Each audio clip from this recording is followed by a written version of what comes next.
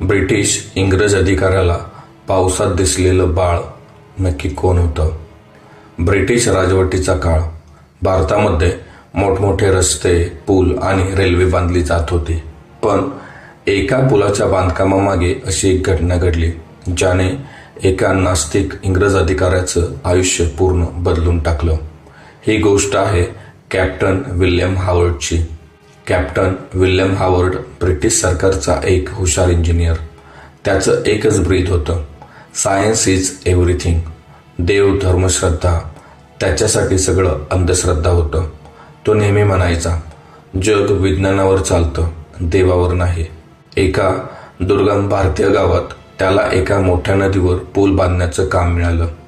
पहिल्याच दिवशी त्याने सर्वेक्षण केलं, डिझाईन तयार केलं, काम सुरू झालं. पण निसर्ग काहीतरी वेगळंच ठरवून बसला होता. मुसळधार पाऊस सुरू झाला.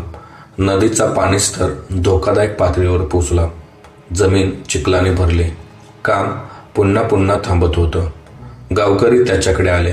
ते नम्रपणे म्हणाले, साहेब, आधी इथे पूजा करा. ही जागा साधी नाही.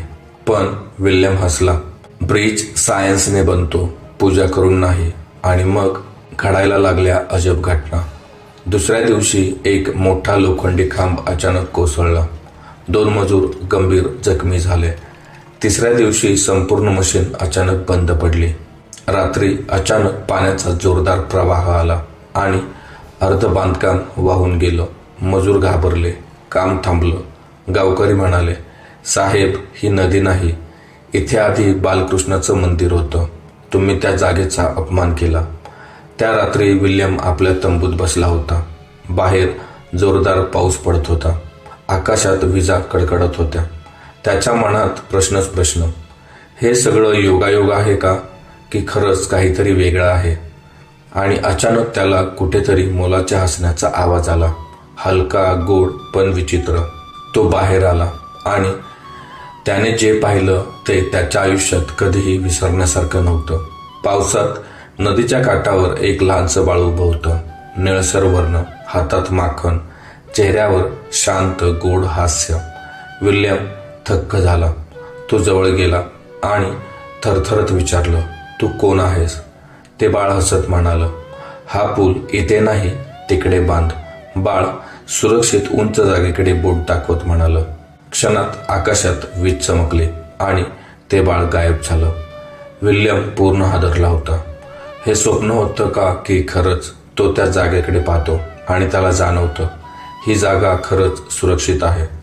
दुसऱ्या दिवशी तो सगळ्यांसमोर जाहीर करतो, आपण पूल दुसऱ्या ठिकाणी बांधणार. सगळे आश्चर्यचकित झाले. नवं काम सुरू झालं आणि यावेळी पाऊस होता, पण काम थांबलं नाही. मशीन व्यवस्थित चालली. एकही अपघात झाला नाही. काही महिन्यात पूल पूर्ण झाला. विल्यम पूर्ण बदलला होता. तो त्या जागी एक छोटंसं मंदिर बांधतो आणि म्हणतो, मी विज्ञानावर विश्वास ठेवतो, पण आता मला कळलं, कधी कधी विज्ञानापेक्षा वर काहीतरी असतं. कधी कधी आपण पाहतो तेच सत्य नसतं आणि ज्यावर आपण विश्वास ठेवत नाही तेच कधी कधी आपल्याला योग्य मार्ग दाखवतं.